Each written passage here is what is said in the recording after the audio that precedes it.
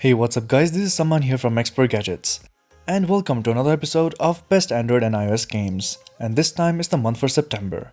And now let's get this video started.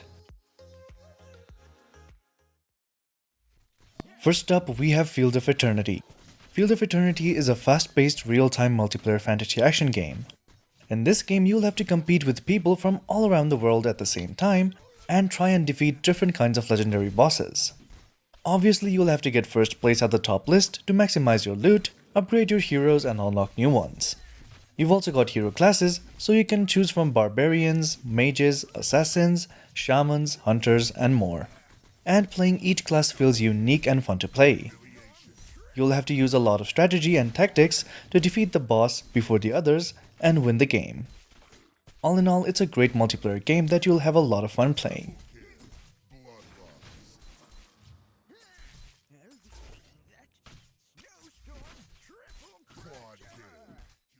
Next up, we have Dead Cells.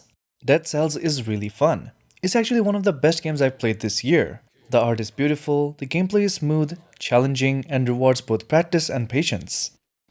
The soundtrack is superb, and rewarding exploration with story is something I quite enjoy.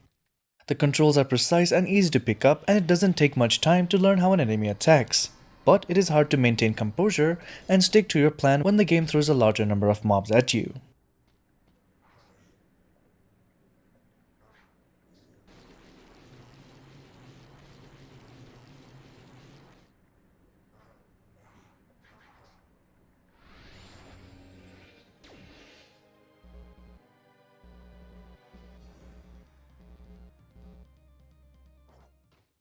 Next up, we have Dota Underlords. Dota Underlords is an auto battler or auto chess game, which is where you purchase and place units on an 8x8 chess grid. And that is pretty much where the chess comparisons stop. Once you've placed down a few units on the field during your preparation phase, you move into the battle phase, where you will either be going against a pre-prepared army of another online player in your lobby, or an NPC group of units which you can get loot from. Dota Underlords can be a very fun and satisfying game, but at other times it is infuriating. If the stars align, you get your loot, alliances, and units you're looking for, it can be excellent.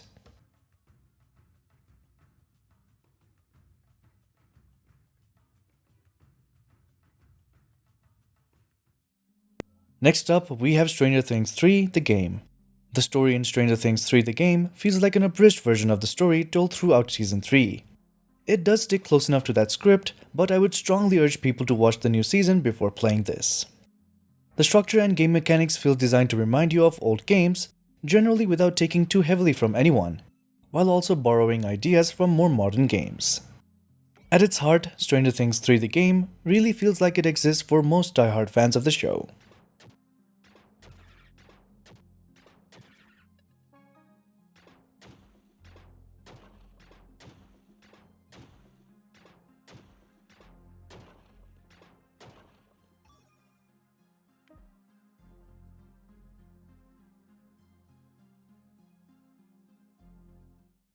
Next up, we have Tiny Rooms. Tiny Room Stories Town Mystery is a puzzle game that at first glance looks like it's pushing the boundaries of the genre. After a few minutes of playing, it appears as if it brought together elements of a detective noir genre, a bit of Sims flavor, and all that with some pretty amazing puzzle mechanics. In fact, this game could be considered as an IQ test of sorts, as it requires logic, geometry, perception, quick reasoning, and thinking outside the box.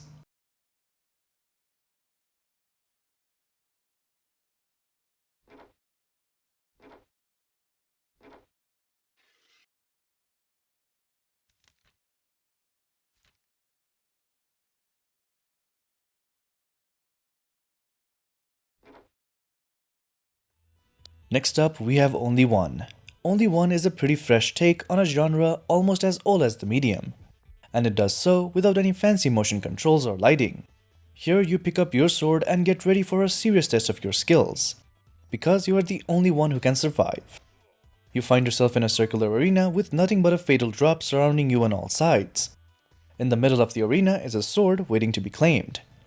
Once you do, you'll start facing increasingly large waves of enemies intent on killing you or making you fall down. All in all, this is a really cool action game with depth well beyond what you would expect just by looking at it.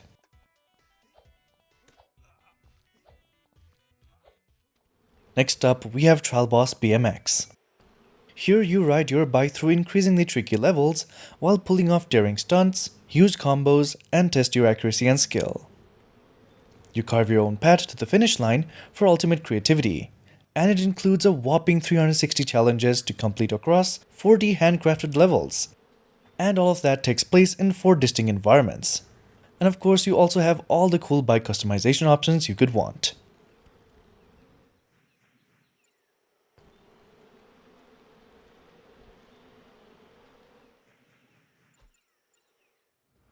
Next up, we have Bus Derby. Here you use buses to race around tracks and attempt to get first place. The controls are great if you are using a tablet, but if you're using a phone, the controls do feel cramped. You use the right side of the screen to accelerate and the left side of the screen to brake. And if you double tap the right side, you can use boost. The graphics are fairly good for a game like this, and the buses feel like they should at high speeds.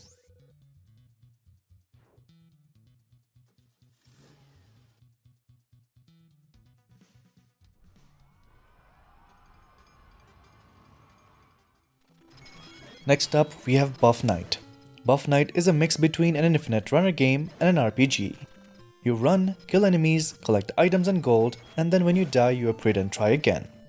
Here's how the game works. You select whether or not you want to do endless mode or story mode. You then start the game and your knight starts to run. As you run, you collect items and gold while your hero kills the bad guys. When you run into them, you do damage to them and they do damage to you. And you can also heal yourself with healing potions. You can also attack nearby enemies with magic, juggle bad guys for damage bonuses, and there are some other fun little extras in there too.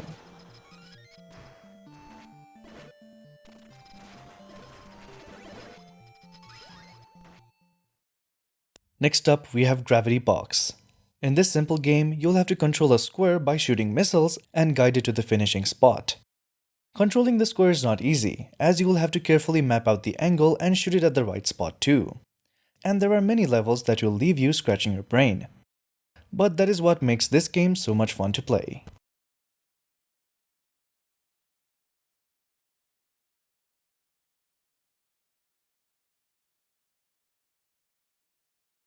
Well, that was it for this video guys. Do leave a thumbs up if you liked it. Don't forget to subscribe and hit that bell icon if you don't want to miss out on some more upcoming content. And as always, thanks for watching. This is Saman signing out.